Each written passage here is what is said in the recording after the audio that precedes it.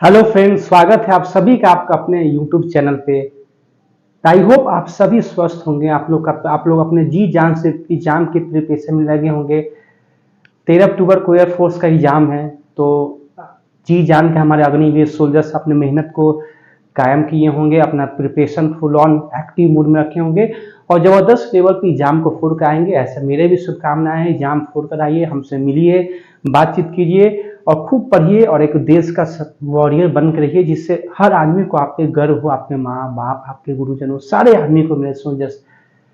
और coast guard GD का जो एग्जाम है मेरे सोल्जर्स, उन लोगों को भी बेस्ट ऑफ लक। दिसंबर में जिनका एग्जाम है, तो आप लोग के लिए ही देखिए ये बैच आया है यूनिक डायमेंशन में। 3 लेवल से हम लोग पढ़ रहे हैं। 2 पार्ट हमने कंप्लीट भी कर लिया है मेरे भाई, आज तीसरा पार्ट है और आज हम इस चैप्टर को द एंड करेंगे। जी हाँ, क्योंकि मैं चैप्टर को ज्यादा दिन तक खींचना नहीं चाह रहा हूं। मैं चाह रहा हूं कि कंटेंट दूं जो कि purely dedicated to your exam हो, ना उससे ज्यादा ना उससे कम।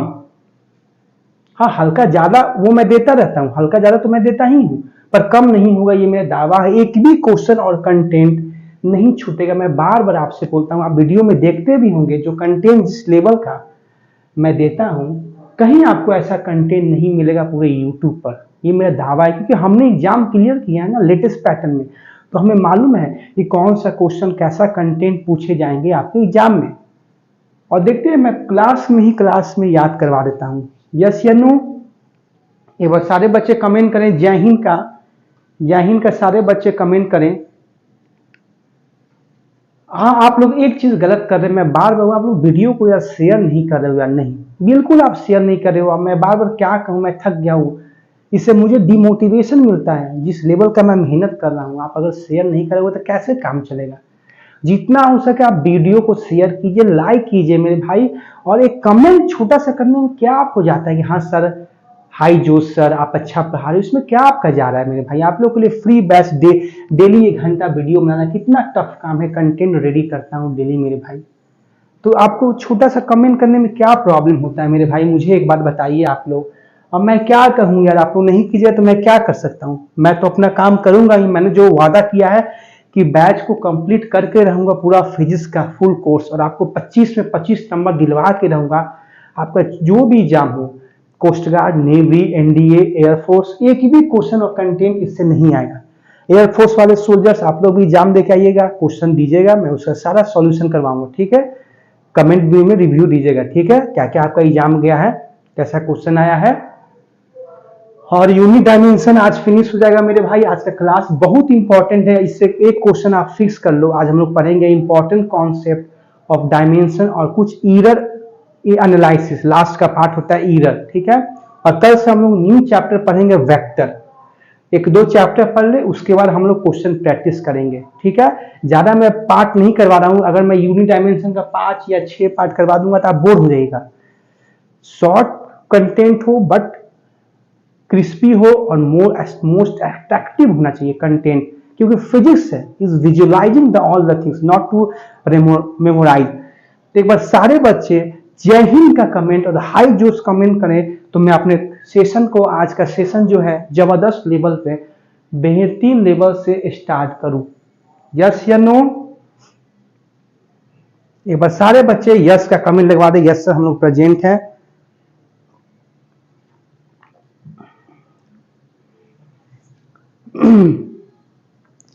तो हम लोग क्या पढ़ रहे थे मेरे भाई, कल का क्लास कहाँ पे द एंड किए थे हमने।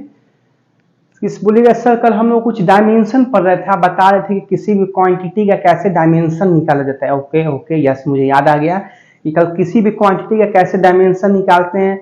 तो मैंने फॉर्मूला बताया था, 3-4 रूल भी आपको शायद बताया था कि पहले उसका फॉर्मूला लिखिए, फिर उसका सिस्टम ऑफ यूनिट लिखिए, उसका यूनिट, और फिर उस यूनिट का जो मतलब उस क्वांटिटी का जो यूनिट लिख रहे हैं, तो वो जैसे मीटर किसका यूनिट है, लेंथ का, तो लेंथ एल, फिर जाके उसका डायमेंशन रेडी हो जाता है।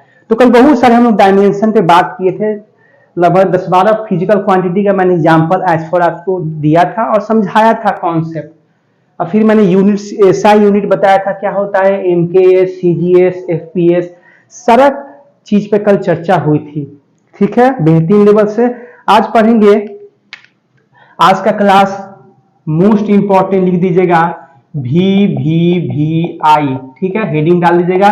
Very very very important concept आज हम लोग पढ़ेंगे। So just very very important concept आज हम लोग पढ़ेंगे।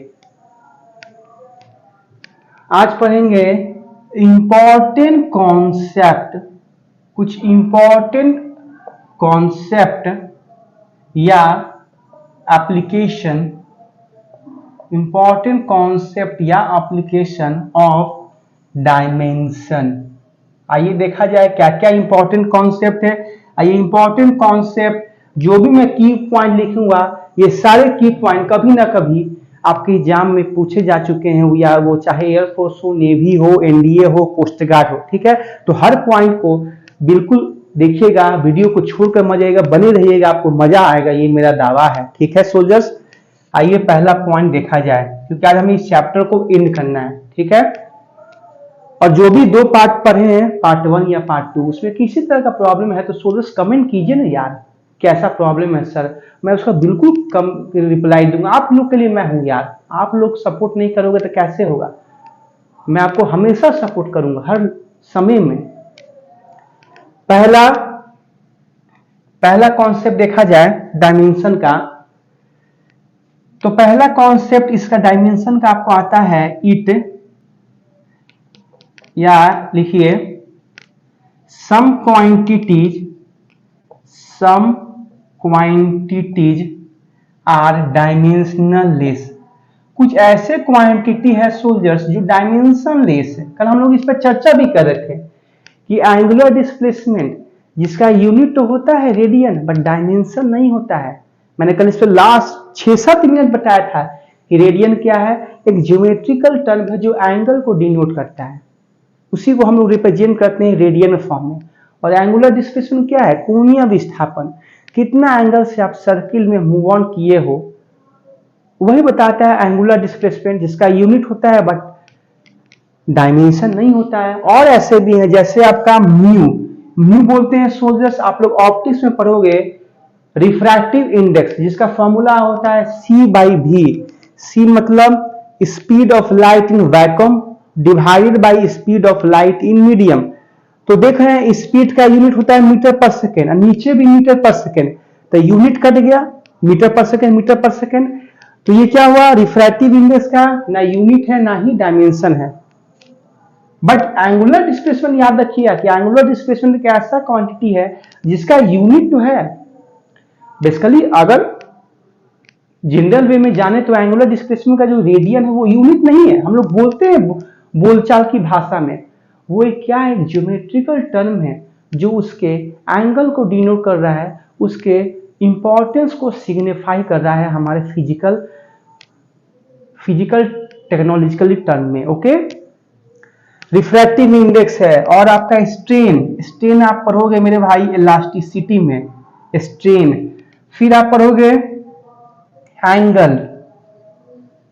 एंगल जितना ट्रिग्नोमेट्रिकल टर्म हुआ, साइन, कोसाइन, लॉगरिदम, एक्सपोनेंशियल,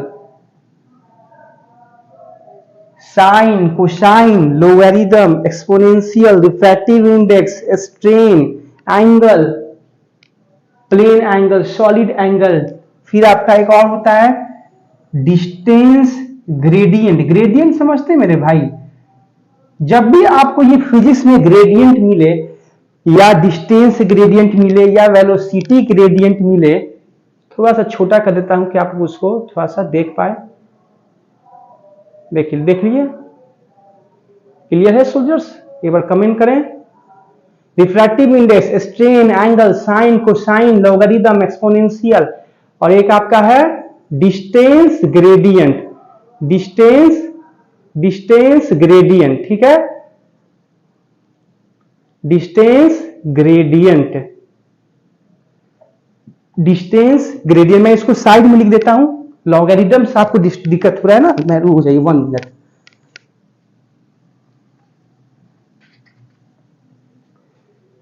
देखिए एक्सपोनेंशियल, और एक और मैं बोला डिस्टेंस ग्रेडियंट। देखिए ग्रेडियंट जो शब्द है चाहे वो डिस्टेंस के साथ लगे या वेलोसिटी के साथ लगे। तो जब भी डिस्टेंस ग्रेडियंट की बात हो, जब भी आपका डिस्टेंस अभी भी थोड़ा सा कट रहा है, 1 मिनट में क्या किया कि स्टूडेंट के काफी कमेंट आ रहे थे कि सर आप सिर्फ आप और कैमरा आना चाहिए, वो मतलब दीवार नहीं आना चाहिए, इसलिए मैं कैमरा को काफी जूम कर दिया हूँ, इसीलिए बहुत छोटा आ रहा है। देखिए यहाँ पे मैं लिख देता हूँ एक्सपोनेंशियल और डिस्टेंस ग्रेडियंट। देखिए अब क्लियर है कि नहीं, यही दो टर्म कट रहे थे बोर्ड पर। हाँ, एक्सपोनेंशियल और डिस्टेंस ग्रेडियंट सोजर। तो मैं बोल रहा था कि जो ग्रेडियंट जो शब्द है, या वो डिस्टेंस के साथ हो या वेलोसिटी के साथ हो, जिसके साथ हो उसका मतलब होता है उसको लेंथ से डिवाइड करना है। अगर डिस्टेंस ग्रेडियंट है तो distance per unit length, velocity gradient है तो वेलोसिटी पर यूनिट लेंथ। तो बताइए डिस्टेंस का भी यूनिट मीटर है, लेंथ का भी मीटर, तो यूनिट है नहीं तो डायमेंशन भी नहीं होगा। तो distance gradient, exponential, refractive index, strain, angle, sine, cosine और भी होते हैं। जैसे आपका, मैं इसको थोड़ा सा रफ कर रहा हूं, ऐसे आपका एक होता है इलेक्ट्रिक परमियाबिलिटी, परावैद्युतांक ER जिसको बोलते हैं, या इसको K से डिनोट करते हैं, इलेक्ट्रिक परमियाबिलिटी परावैद्युतांक। फिर एक होता है विद्युत चुंबकीय परिबलशीलता जिसको बोलते हैं magnetic permeability, mu naught. Magnetic permeability जिसको बोलते हैं हिंदी में विद्युत चुंबकीय परिबलशीलता, ये आपका क्या है, पैरावैद्युतांक। ये हम लोग पढ़ेंगे जब क्लास 12 का चैप्टर पढ़ेंगे, क्या, इलेक्ट्रिक चार्जेस, उसमें ये पढ़ेंगे। ये पढ़ेंगे मैग्नेटिक में, म्यू नॉट क्या है, ER क्या है, साइलेंट R क्या है, K क्या है। क्योंकि K का फॉर्मूला होता है E बाई E बराबर E नॉट इंटू ER होता है। तो ER का फॉर्मूला होता है E बाई इप्सिलॉन नॉट। तो E और इप्सिलॉन नॉट क्या है, परमिटिविटी ऑफ फ्री स्पेस। तो ये सब हम लोग पढ़ेंगे आपका इलेक्ट्रिक चार्ज वाला चैप्टर में। तो अभी इसको आप माइंड में ज्यादा टेंस मत लीजिए, बस ये जानिए कि ER, इलेक्ट्रिक परमियाबिलिटी या मैग्नेटिक परमियाबिलिटी, ये दोनों क्या है, डायमेंशनल लेस होते हैं। ठीक है, कॉन्सेप्ट इसका क्या है हम लोग उस चैप्टर में पढ़ेंगे, अभी पढ़ाएंगे आपको बाउंस होगा। ठीक है, अब आइए सेकेंड इंपॉर्टेंट कॉन्सेप्ट क्या है, देखें कि नहीं कितना इंपॉर्टेंट कॉन्सेप्ट है। इससे आपसे एयरफोर्स में क्वेश्चन पूछा जा चुका है कि स्ट्रेन का क्या होता है, डायमेंशन। 2-3 ऑप्शन दे देगा, लास्ट में दे देगा नन ऑफ दी, या डायमेंशन लेस दे देगा, तो आपको डायमेंशन लेस देना है। अब आइए सेकेंड कॉन्सेप्ट पढ़ा जाए। सेकेंड कॉन्सेप्ट पढ़ा जाए similar dimension, similar dimension quantity. मतलब कुछ ऐसे क्वांटिटी हैं जिनके सिमिलर डायमेंशन होते हैं। जैसे मैं लिख रहा हूं वर्क, एनर्जी, एनर्जी में potential energy, kinetic energy, torque, moment of force, ये सब के जो डायमेंशन होते हैं सोल्जर्स वो होते हैं ml2t-2। क्या होते हैं, work, energy, potential energy, kinetic energy, torque, momentum, ये सब के जो डायमेंशन होते हैं वो होते हैं ml2t-2। कल आपने वर्क का निकाला था कि नहीं, तो इसके भी डायमेंशन यही होते हैं, potential energy, kinetic energy, torque, moment of force. मैं ये सब को एक साथ इसीलिए लिख दिया हूं कि आपको याद करने में प्रॉब्लम ना हो। इसको याद भी आपको नहीं करना है। वर्क का तो आप जानते हैं, वर्क क्या है, एक एनर्जी का ही फॉर्म है, तो ये भी याद हो गया। फिर टॉर्क, टॉर्क होता है बल आहून, R vector cross F vector, तो इसका भी डायमेंशन सेम होता है क्योंकि फॉर्मूला होता है torque equal to R vector cross F vector. अब मोमेंट ऑफ फोर्स भी सेम हुआ, तो ये सब का जो डायमेंशन होता है सो जस्ट वो आपका सेम होता है। क्या होता है, सेम होता है। फिर सेकेंड, मैं थोड़ा रफ कर रहा हूं, सेकेंड रूल समझ में आया कि नहीं एप्लीकेशन डायमेंशन के, कमेंट करते रहिएगा समझ में आ रहा है कि नहीं।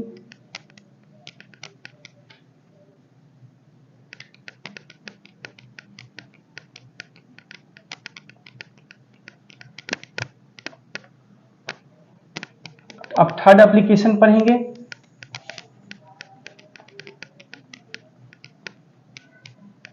आइए थर्ड एप्लीकेशन देखा जाए क्या बोल रहा है। जैसे आपका एक होता है एंगुलर मोमेंटम, एंगुलर मोमेंटम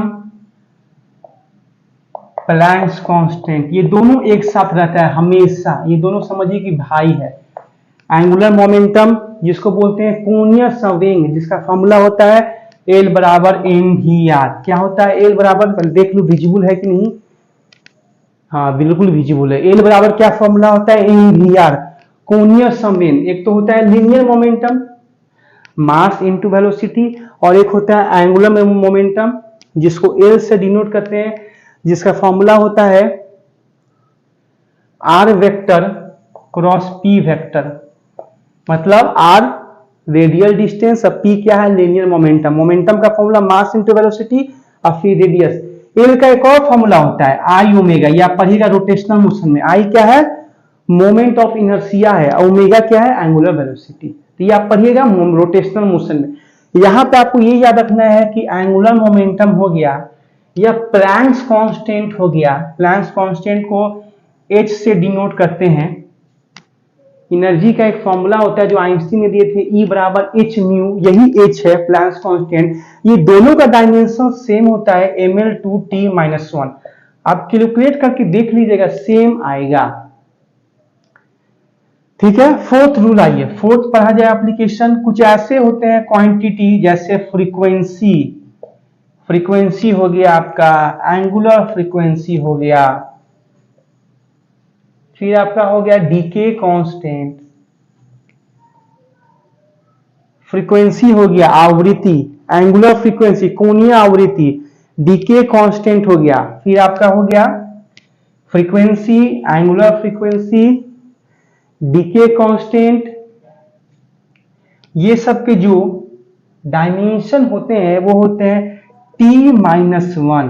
ये तीन जो क्वांटिटी है, ये जो आप तीन जो क्वांटिटी देख रहे हो, फ्रीक्वेंसी, एंगुलर फ्रीक्वेंसी और फिर आपका है डीके कांस्टेंट, ये सब का जो डायमेंशन होता है t-1। क्यों, फ्रीक्वेंसी क्या होता है reciprocal of time period 1/t, है कि नहीं, कितना वाइब्रेशन हो रहा है एक सेकेंड, उसी को बोलते हैं फ्रीक्वेंसी। जितना जैसे फ्रीक्वेंसी ऑफ अल्टरनेटिंग करंट जो इंडिया में होता है वो 50 हर्ट्ज होता है, मतलब एक सेकेंड में वो अपना 50 साइकिल को चेंज कर रहा है साइक्लिकली, ठीक है।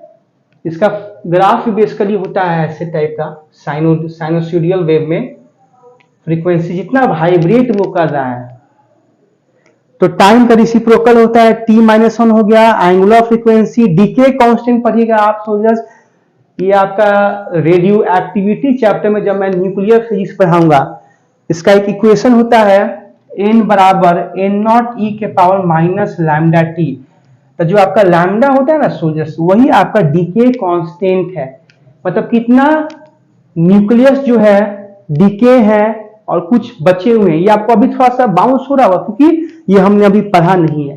तो बस अभी आप इस स्टेज में यही जानो कि ये तीनों क्वांटिटी का डायमेंशन सेम होता है t-1। तो क्या यहां तक किसी तरह का प्रॉब्लम, जितने सारे मैं सिमिलर डायमेंशन बताया, सिमिलर क्वांटिटी जिनके डायमेंशन सेम होते हैं, क्या वो प्रॉब्लम है यहां तक?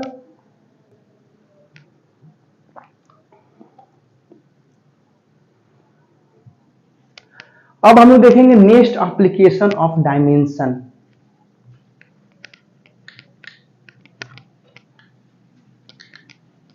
और हम लोग क्या देखेंगे, next application of dimension. Dimension का नेक्स्ट एप्लीकेशन हम लोग देखेंगे।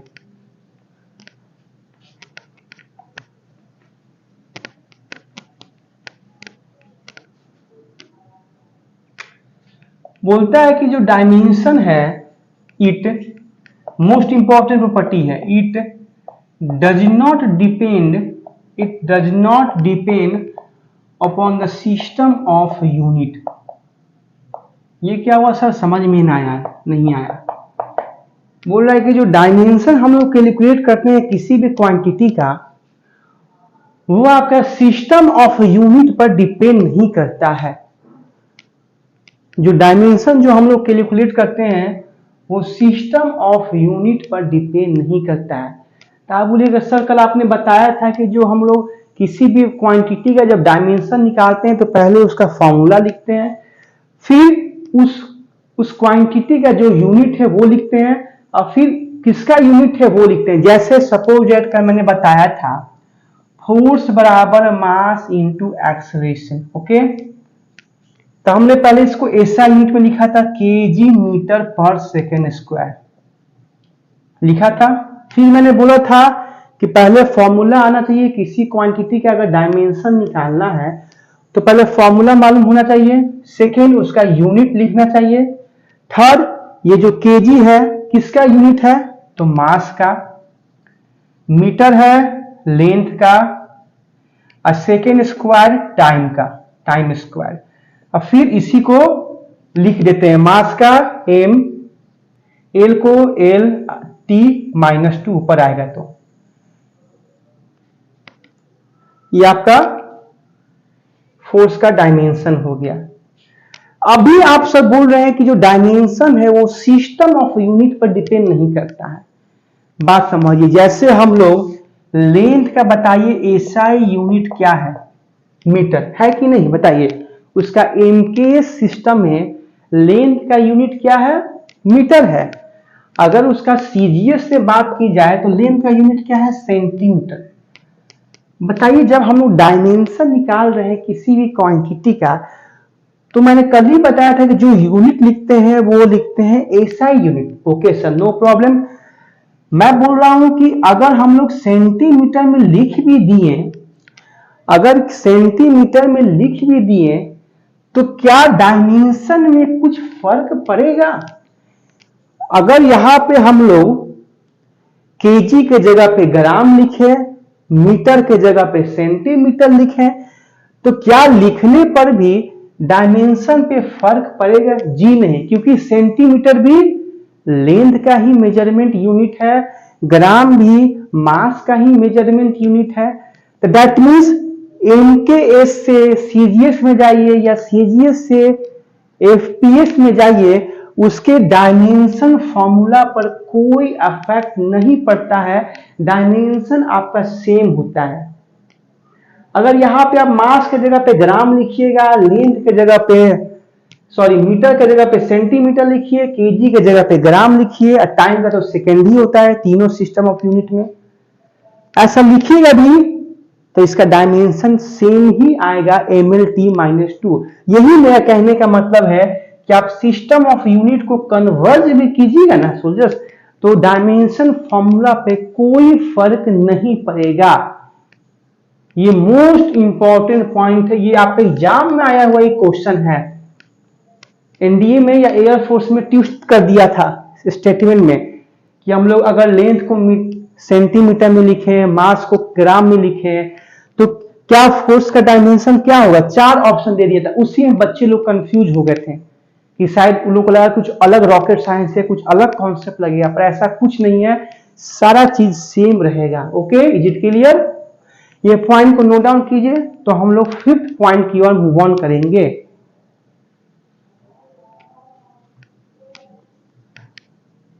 मैं इसे रफ कर रहा हूं,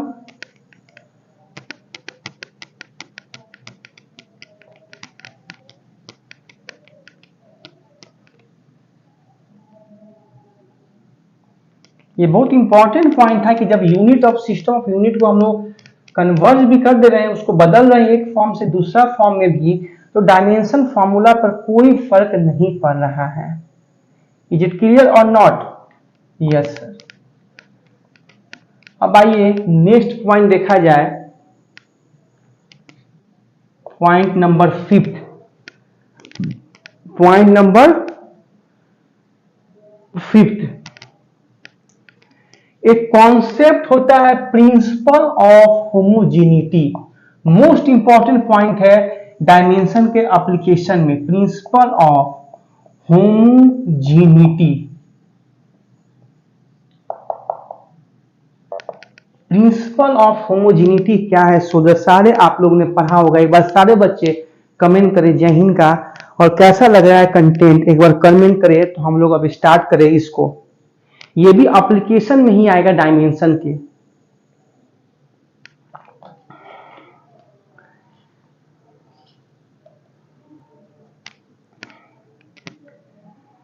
देखिए प्रिंसिपल ऑफ होमोजेनिटी कहता है, पहले मुझे एक बात बताइए, हम यूनिट एंड डायमेंशन में आखिरकार बेस किसको बना रहे हैं? क्वांटिटी को। क्वांटिटी का ही ना यूनिट निकाल रहे हैं या डायमेंशन निकाल रहे हैं? बोलिएगा यस सर। मुझे बताइए, क्या 2 किलो आलू प्लस 3 केजी प्याज ऐड होगा? बताइए तो।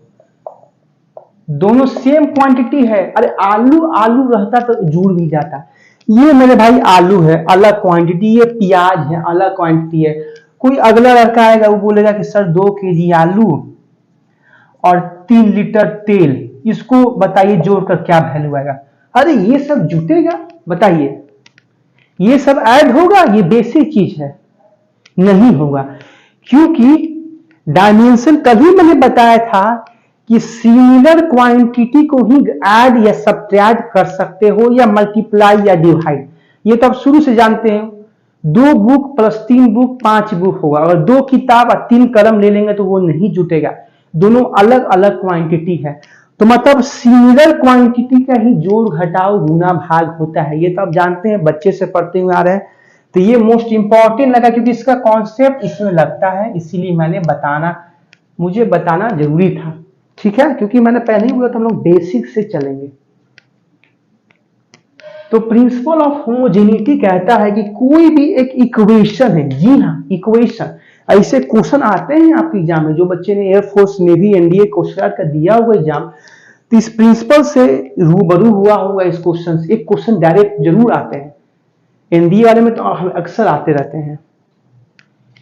कोई भी इक्वेशन है जैसे b माइनस एक्स स्क्वायर बराबर 0, कोई एक इक्वेशन है। इक्वेशन है कि नहीं मुझे पहले बताइए, ये इक्वेशन है कि नहीं? यस सर इक्वेशन है।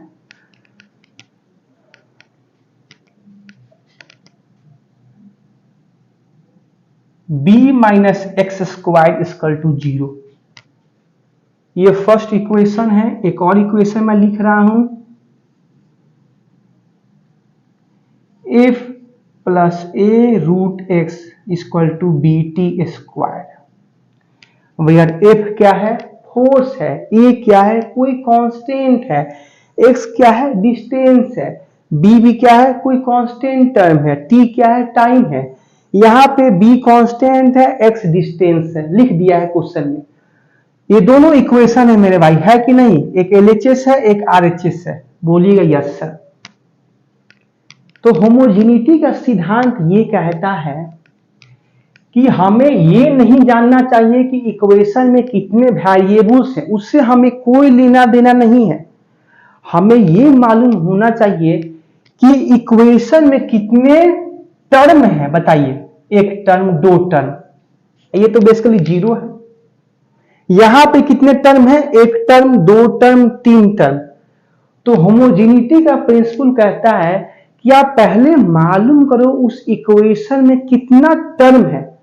अगर आप उसका टर्म मालूम कर लोगे, देन जितने टर्म है उन तीनों टर्म का, उन जितने सारे टर्म है उन सारे टर्म का डायमेंशन सेम आएगा। दैट मीन्स पहला में b का जो डायमेंशन होगा वो एक्स स्क्वायर का डायमेंशन के इक्वल होगा। सेकेंड इक्वेशन में फोर्स का जो डायमेंशन होगा वो a रूट एक्स के बराबर होगा, और फिर bt स्क्वायर के भी बराबर होगा। मतलब तीनों टर्म का डायमेंशन सेम होगा। समझ में आया कि नहीं मुझे बताइए। मतलब होमोजेनिटी, मैं एक बार और रिपीट कर रहा हूं, ध्यान से सुनना। होमोजेनिटी प्रिंसिपल कहता है कि मतलब पहला बात तो सेम क्वांटिटी को ही हम लोग ऐड सब्ट्रैक्ट मल्टीप्लाई डिवाइड कर सकते हैं। Okay sir, no problem.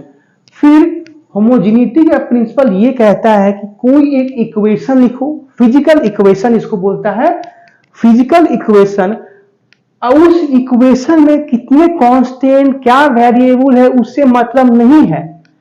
Main जो हमें ध्यान देना है उस इक्वेशन में कितने टर्म है।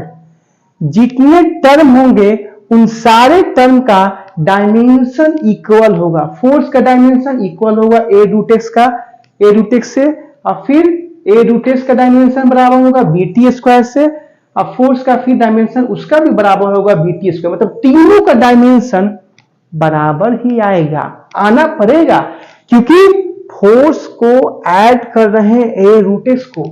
तो जब ऐड कर रहे हैं तो दैट मीन्स सेम क्वांटिटी है, तभी ना मेरे भाई इसको ऐड कर रहे हैं। तो ऐड कर रहे हैं तो होमोजेनिटी प्रिंसिपल के अकॉर्डिंग फोर्स का डायमेंशन बराबर आएगा ए रूट एक्स से, फिर फोर्स का डायमेंशन बी टी स्क्वायर से भी बराबर आएगा, ए रूट एक्स का भी डायमेंशन बराबर आएगा बी टी स्क्वायर से। तो होमोजेनिटी प्रिंसिपल समझ में आया कि नहीं मुझे बताइए।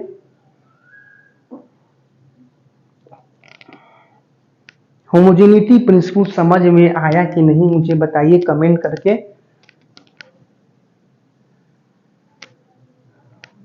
एक मैं एग्जांपल के लिए आपको, जैसे बताइए इसी में आप ए का डायमेंशन बताइए तो क्या होगा, इसी इक्वेशन में ए का डायमेंशन बताइए क्या होगा, कमेंट कीजिए ए का डायमेंशन क्या होगा।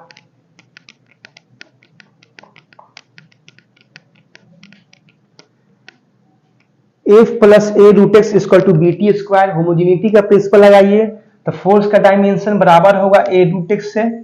ए का डायमेंशन पूछ रहा है ना, तो एफ बाई रूट एक्स हो जाएगा। एफ का डायमेंशन क्या होता है मेरे भाई, M L T minus two,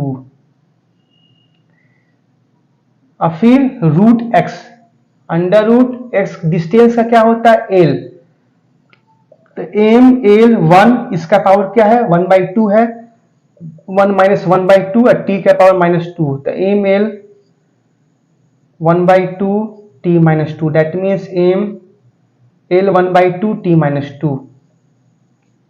ठीक है, और फिर बी टी स्क्वायर का कैसे निकालेंगे, तो F equal to B T square equate करेंगे, तो बी का कैसे निकालेंगे dimension, F by T square, तो एफ का dimension M L T minus two और टी स्क्वायर का टी स्क्वायर, तो क्या हो जाएगा एम एल टी माइनस 4।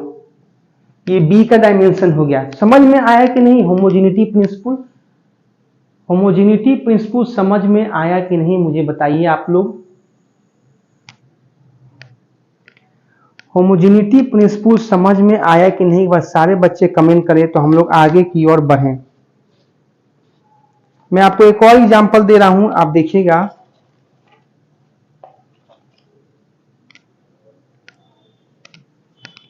एक और मैं एग्जांपल दे रहा हूं, समझ लीजिएगा उसको लास्ट।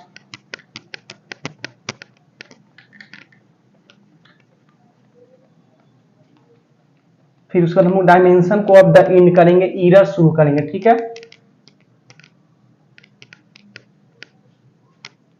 यहां तक कोई प्रॉब्लम है तो बताइए। एक इक्वेशन है x by time plus velocity square equal to force by Y. जहां मुझे बताइए डायमेंशन x y का क्या होगा, x by time plus velocity square equal to force by Y. मुझे बताइए यहाँ पे x y का क्या डायमेंशन होगा, x y का। तो होमोजेनिटी प्रिंसिपल पे लगाइए, यहाँ पे बताइए कितना टर्म है, एक ये टर्म, एक ये टर्म, एक ये टर्म, 3 टर्म है।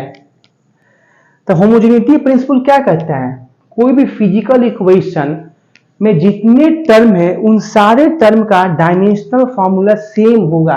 क्योंकि देख रहे हैं भाई x बाई टाइम को ऐड कर रहे हैं वेलोसिटी के स्क्वायर में, तो जाहिर सी बात है कि दो सेम क्वांटिटी है तभी ना ऐड हो रहा है।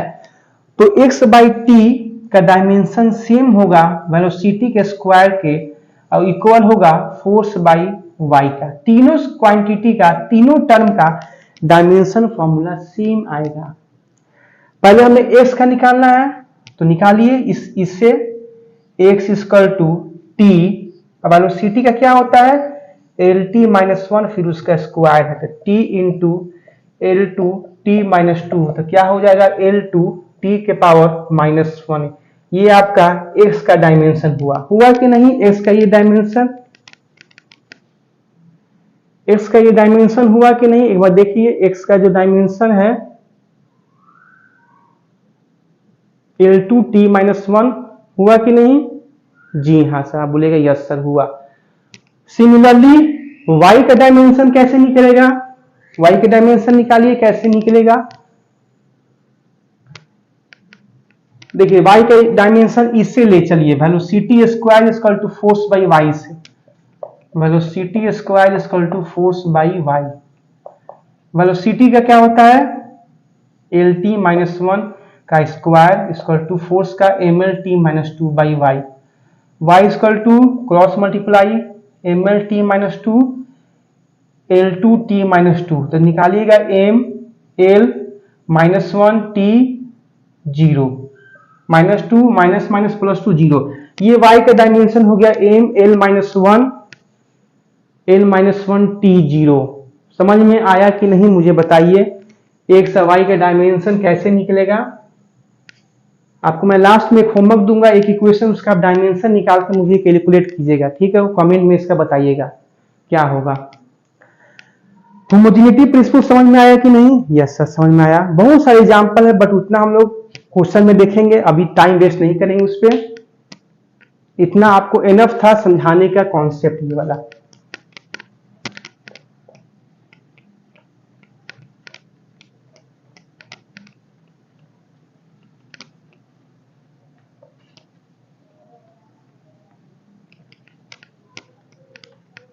अब हम लोग पढ़ेंगे अपना चैप्टर का last topic, error in measurement. Error in measurement, इससे भी एक क्वेश्चन आपके एग्जाम में आते हैं। क्या है topic? Error in measurement. Error समझते हैं? एरर मतलब गलती, त्रुटिहीन। एरर समझते हैं मेरे सोल्जर से? एक बार कमेंट कीजिए। न्यू टॉपिक, लास्ट टॉपिक को कंप्लीट करना है, कि आपका सपोर्ट, एक मोटिवेशन मुझे चाहिए। फटाफट 30 सेकेंड है, कमेंट कीजिए।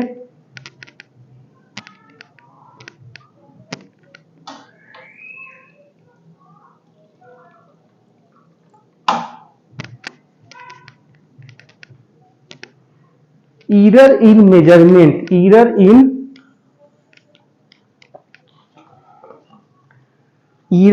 मेजरमेंट। मैं थोड़ा माइक को सही कर लूं।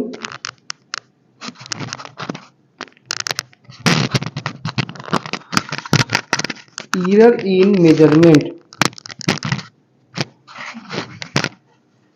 Error in measurement. देखिए एरर मतलब होता है मेरे भाई गलती। सबसे गलती होती है, इंसान है, गलती होती ही रहती है, बट जो सही समय पे अपने गलती को सुधार लेता है वही सक्सेस करता है इस लाइफ में, इस दुनिया में। आप लोग का जो स्टूडेंट लाइफ है, तो आपके लिए कैरियर जो है मोस्ट इंपॉर्टेंट है। आपका जो गोल है कि हमें देश की सेवा करना है, एक डेडिकेशन के साथ पढ़ना है, तो उसको आपको मन लगा कर पढ़ना चाहिए। आपका अगर एग्जाम सपोज एक नहीं निकलता है तो आप मतलब मायूस होते हैं, बट आपको डिमोटिवेट नहीं होना चाहिए, क्योंकि कहीं ना कहीं आपकी कमी जरूर होगी, कहीं ना कहीं आपकी एरर होगी।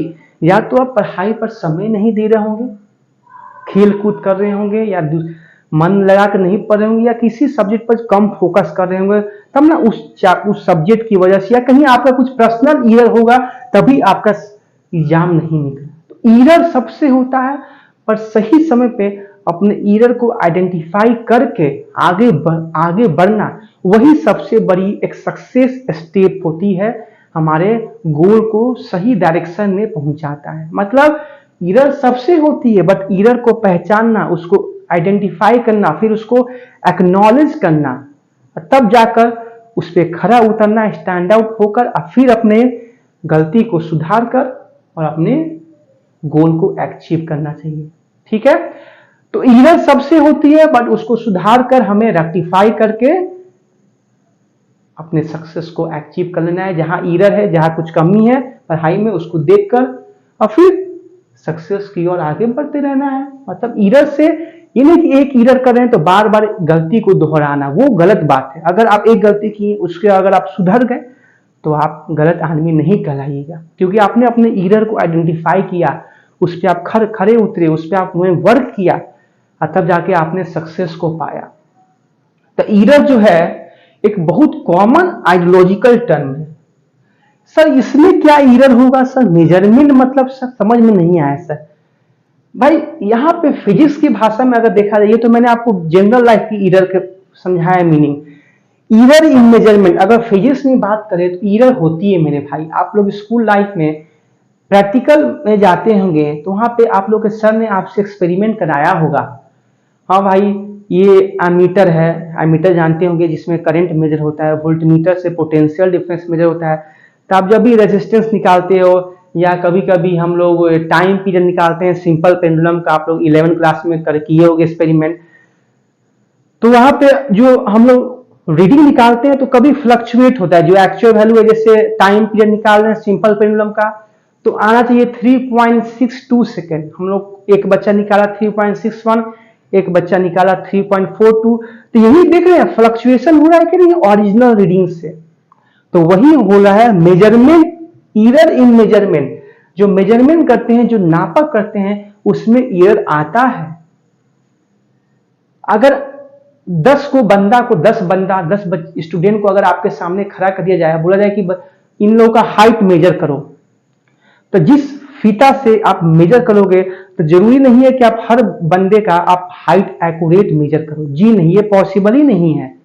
हाँ काउंट कर दोगे कि यहाँ पे 10 बच्चे हैं, बट जब मेजर करोगे उसका हाइट तो आप में कुछ ना कुछ ईरर आएगा। ये कितना भी बढ़िया आप स्केल ले लो, फीता ले लो, ईरर आएगा ही आएगा। जो बच्चे फिजिकल एग्जाम देने जाते हैं तो यहाँ पे अपना एक ट्रायल करके जाते हैं कहीं पे, मतलब 2 साल इस कहते हैं भाई थोड़ा चेस्ट मेजर कर दो या बिना स्पैंड किए हुए कितना फूल रहा है। तो यहाँ पे कुछ 75-77 फुल बिना फुल नहीं हुए आता है, और वहां पे जाते हैं तो 73-72 हो जाता है। तो कहीं ना कहीं फ्लक्चुएशन तो हो रहा है ना। आपके दोस्त ने 77 मेजर किया, वहां पे 73 हो गया, तो क्या कहिए कि वो सर गलत नापे हैं वहां पे। तो कहीं ना कहीं कुछ जो उनका स्केल होगा, जो वहां पे जो फिजिकल इंटरव्यू में सर का वहां का कुछ स्केल एक्यूरेट होगा, आपका दोस्त का स्केल उतना एक्यूरेट नहीं होगा। तो मतलब ईरर तो कहीं ना कहीं हो रहा है भाई। मेजरमेंट में ईरर आएगा ही आएगा, ये तो बिल्कुल निश्चित ही है। कहीं ज्यादा ईरर होगा, कहीं कम ईरर होगा, कहीं स्लाइटली कम होगा, कहीं पे मैक्सिमम ईरर देखने को हमें मिलेगा, बट ईरर जरूर आता है मेजरमेंट करने पर। तो क्या ईरर का बेसिक कॉन्सेप्ट समझ में आया? मतलब the uncertainty which I get in measuring the quantity is called error. मतलब क्वांटिटी को मेजर करने में जो हमें अनसर्टेनिटी डाटा जो मिलती है वही आपका ईरर होता है, उसी को बोलते हैं ईरर एनालिसिस इन मेजरमेंट।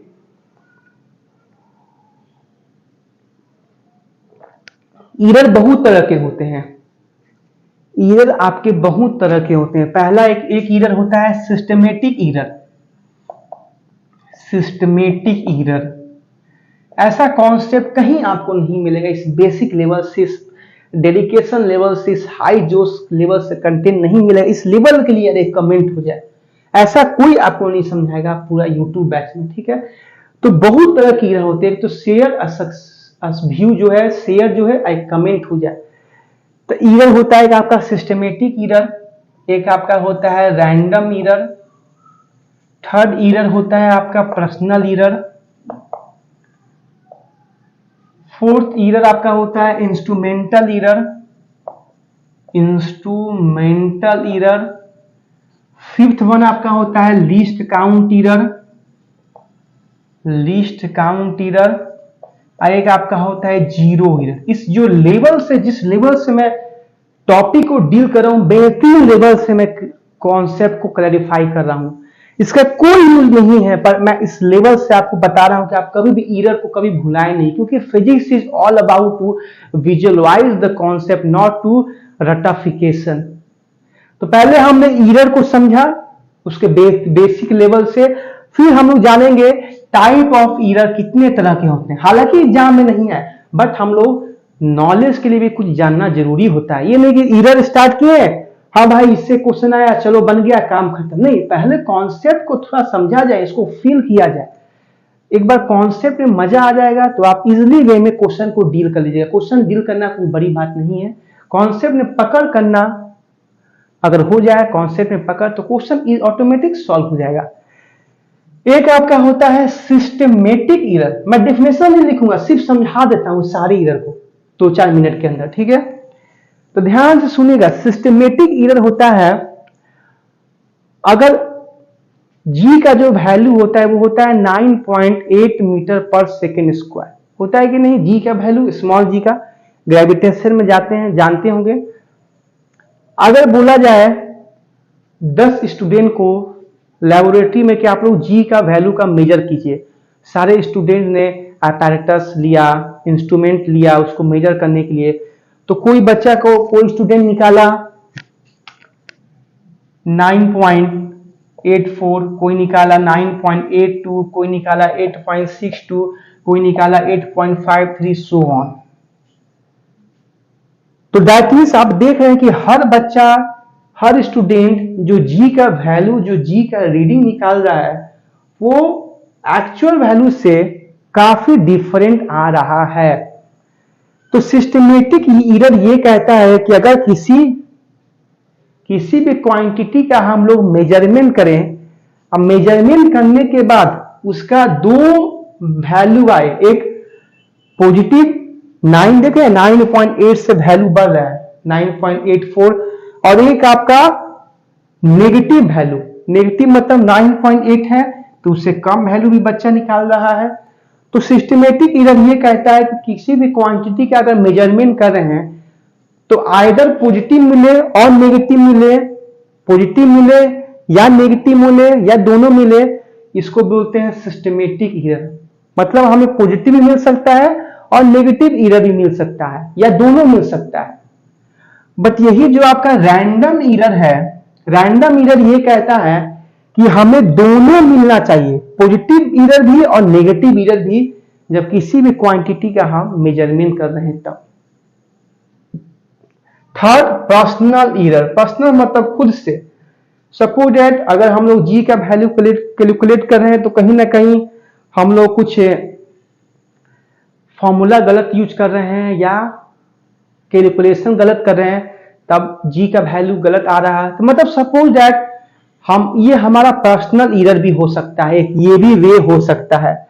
चौथा, instrumental error. Types of error कहने का मतलब है इतने प्रकार के एरर हो सकते हैं, ये कोई नहीं बता सकता इतना डीप वे में। इंस्ट्रूमेंटल एरर नाम से क्लियर है कि एरर जो है कहीं ना कहीं आपके इंस्ट्रूमेंट में है, इंस्ट्रूमेंट में है, जिस इंस्ट्रूमेंट का आप यूज कर रहे हो ना उसमें कहीं ना कहीं कुछ स्केल में एरर है। एक होता है least count error. Least count error बहुत कॉमन टर्म में, आप लोग क्लास 11th में आपने किया होगा यूनिट डायमेंशन, जब आप चैप्टर पढ़ रहे होंगे तो एक स्केल होता है vernier calliper, most accurate scale होता है। जो हमारा एक सिंपल स्केल होता है जो हम लोग स्केल कीनते हैं 15 सेंटीमीटर का, उससे काफी एक्यूरेट होता है वर्नियर कैलिपर स्केल। तो उससे जो भी मेजरमेंट करते हैं ना तो कुछ डाटा एक्यूरेट आता है, हालांकि उसमें भी एरर आता है बट कुछ एक्यूरेट आता है आपका नॉर्मल स्केल से, ठीक है। तो लीस्ट काउंट एरर इसको कहते हैं। सपोज कीजिए, देखिए नॉर्मल स्केल ये होता है, ये आपका 0 से स्टार्ट होता है, फिर 10 डिवीजन होते हैं, फिर 1, फिर 10 डिवीजन, फिर 2, ऐसे करते करते 15 तक होता है। नॉर्मल स्केल ऐसे ना होता है जो हम लोग 5-10 रुपया मार्केट से खरीदते हैं। कोई बोलता है कि आपको मेजर करना है 4.41 सेंटीमीटर का, आपको लेंथ स्केल से ड्रॉ करना है अपने कॉपी में, नॉर्मल स्केल से। तो आप कैसे ड्रॉ करोगे? आपके स्केल में तो 4.1 है, 4.2 है, 4.3 है, 4.4 है, 4.5 है, 4.41 तो नहीं है। तो कहीं ना कहीं जो 4.41 है इसको आपको ड्रॉ करने के लिए या तो आप इसको क्या ले सकते हो, 4.41 जो है इसको आप क्या ड्रॉ कर सकते हो, या तो 4.4 ड्रॉ कर सकते हो या तो 4.5 ड्रॉ कर सकते हो, क्योंकि आपके स्केल में ये तो वैल्यू नहीं है रीडिंग का 4.41, तो आप यही दो में से कोई ले सकते हो, 4.4 या तो 4.5 ले सकते हो। तो दोनों के वैल्यू में एरर आ रहा है कि नहीं, कितना का, 0.1 का। 4.4 और 4.5 के एरर में वैल्यू में एरर आ रहा है कि नहीं, कितना का, तो आप बोलिएगा सर 0.1 का आ रहा है कि नहीं, जी हाँ। कितना का एरर आ रहा है, 0.1 का एरर आ रहा है। तो यही लीस्ट काउंट एरर होता है। जो एरर लीस्ट काउंट की वजह से जो एरर होता है उसी को बोलते हैं लीस्ट काउंट एरर। देख रहे हैं 4.41 है, तो हम लोग दो डाटा ले रहे हैं, एक 4.4 एक 4.5, क्योंकि आपके स्केल में 4.41 का कोई मेजरमेंट नहीं है।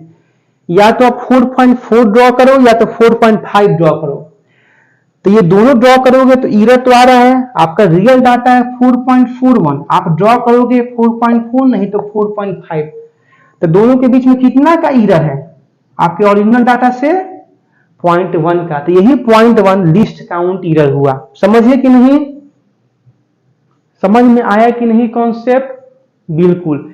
एक होता है आपका जीरो एरर। जीरो एरर मतलब जब कोई भी हम मेजरमेंट करते हैं ना तो उसमें जीरो नहीं दिया होगा। बहुत सारा ऐसा डिवाइस होता है करंट को मेजर करने के लिए, तो एमीटर होता है ओरिजिनल डिवाइस, बट कुछ ऐसे डिवाइस होते हैं जो रीडिंग शुरू होता है 1 से, 1 एम्पियर 2 एम्पियर 3 एम्पियर। सपोज कीजिए हमने मेजरमेंट किया 6 एम्पियर का, तो वो 6 एम्पियर नहीं है, जीरो से शुरू करते तब ना 6 एम्पियर होता। वहां पे तो जो मेजरमेंट का जो स्केल है वो शुरू हो रहा है 1 से, तो बेसिकली वो आप कितना मेजरमेंट किए हो, 5 एम्पियर करंट का। तो यही से एरर होता है। तो 6 एरर समझ में आया कि नहीं। अब आइए आपके जो एग्जाम में जिस लेवल का क्वेश्चन बनता है वो बनता है, एरर का बहुत कॉन्सेप्ट और है। एक होता है आपका absolute error, relative error, percentage error. आपके एग्जाम में जो क्वेश्चन आते हैं वो आते हैं परसेंटेज एरर से। इसे परसेंटेज एरर से। एक बात याद रखिएगा, एरर हमेशा ऐड होता है। एरर को हम लोग हमेशा, कभी भी एरर को आप घटाइएगा मत, कभी भी नहीं। Error is always added, error कभी भी घटता नहीं है, क्योंकि गलतियां आप जितने बार कीजिएगा गलती आपका बढ़ते जाता है, ना कि कम होते जाएगा। तो एरर को हमेशा ऐड करते जाइए। अगर एरर का वैल्यू, कोई रीडिंग भी ले रहे हैं, अगर वैल्यू नेगेटिव में आ रहा है तो उसको हम लोग मॉड लेते हैं क्वेश्चन सॉल्व में कि वैल्यू पॉजिटिव आए, क्योंकि एरर को हमेशा ऐड किया जाता है। तो मैंने बोला कि एरर 3 टाइप्स के और होते हैं, एब्सोल्यूट, रिलेटिव और परसेंटेज एरर। आपके एग्जाम में जो क्वेश्चन आते हैं मैंने बोला वो किससे आते हैं, परसेंटेज एरर से आपके एग्जाम में जो है क्वेश्चन आपके एग्जाम में आते हैं। जैसे मान के चलिए ये आपका कोई, मैं एग्जाम क्वेश्चन से ही बता रहा हूं, कॉन्सेप्ट को डील कर रहा हूं। अब हालांकि और जो भी कुछ कॉन्सेप्ट होगा वो हम लोग क्वेश्चन से ही डील कर लेंगे। आखिर में कोई कॉन्सेप्ट बचा नहीं है कुछ और, मतलब परसेंटेज एरर को समझने के लिए कुछ इसके जो कॉन्सेप्ट हम लोग क्वेश्चन से ही डील कर लेंगे, ठीक है। कोई एक स्क्वायर प्लेट है, उसमें हम लोग प्रेशर को कैलकुलेट कर रहे हैं, प्रेशर। तो प्रेशर का फॉर्मूला क्या होता है, फोर्स पर यूनिट एरिया। तो इस स्क्वायर प्लेट में हम लोग प्रेशर कैलकुलेट करने के लिए फोर्स अप्लाई कर रहे हैं इस प्लेट पे, और इसके साइड पर लेंथ का, इसके जो साइड है, जो इसका क्रॉस सेक्शन है, इसके जो क्रॉस सेक्शन साइड है उसका लेंथ एरर वैल्यू दिया हुआ है। मतलब while calculating the pressure on the square plate we will have to given 2 data, 2 data दिया हुआ है। एक दिया हुआ है कि जब प्रेशर कैलकुलेट कर रहे हैं इस स्क्वायर प्लेट पे तो हमें कितना का एरर आ रहा है मुझे बताइए। सॉरी फोर्स का एरर कितना का आ रहा है, पहले बताइए यहां तक समझ में आ रहा है कि नहीं, मुझे बताइए यहां तक। तो जो फोर्स का एरर आ रहा है 4% का एरर आ रहा है इस पे फोर्स अप्लाई करने पे। कुछ फोर्स का वैल्यू होगा, उससे कुछ ज्यादा आया होगा डेविएशन, तब ना एरर आया है 4% का। लेंथ ऑन द साइड उसका एरर दिया हुआ है 2%। तो बताइए percentage error in pressure, pressure पे परसेंटेज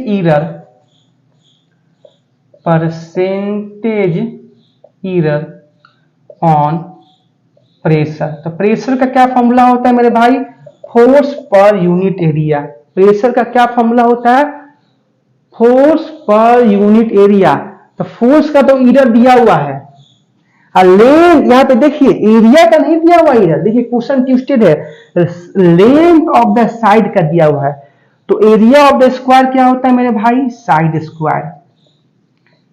तो 2 का स्क्वायर 4%, मतलब एरिया का एरर भी हम लोग कैलकुलेट कर दिए 4%। अब देखिए कैसे एरर को लिखा जाता है, हमें निकालना है प्रेशर पे परसेंटेज एरर। तो del P by P into 100%। Del P by P मतलब क्या हुआ, ये जो डेल पी है वो आपका रिलेटिव एरर कहते हैं, और जो पी है वो आपका एब्सोल्यूट एरर होता है। क्या होता है, डेल पी रिलेटिव एरर और जो पी है वो आपका एब्सोल्यूट होता है। मतलब डेल पी कहने का मतलब है कि प्रेशर का कुछ ओरिजिनल वैल्यू होगा, और डेल पी मतलब डेल मतलब होता है डेविएशन, मतलब प्रेशर के ओरिजिनल वैल्यू से कितना उसमें डेविएशन होता है, वही डेविएशन की वजह से उस प्रेशर में कितना चेंज आया है उसको डेल से डिनोट करते हैं। तो del P by P into 100% निकालना है percentage error is equal to force का एरर दिया हुआ है, डेल एफ बाई एफ दिया हुआ है, कितना दिया हुआ है 4%, प्लस एरर हमेशा ऐड होता है, हमेशा याद रखिएगा, कितना भी डिवाइड फॉर्मूला में ऐड होगा। एरिया का percentage error del A by A, area का कितना है percentage error, del A by A हो गया। ये लिखने का ऐसे लिखा जाता है। अब वैल्यू पुट कीजिए, फोर्स का कितना परसेंटेज एरर दिया हुआ है 4%, प्लस एरिया का हमने निकाला एरर कितना दिया हुआ है 4%। तो जो इस स्क्वायर प्लेट में जो हम लोग प्रेशर कैलकुलेट कर रहे हैं तो उसका मिला हमें परसेंटेज एरर 8%।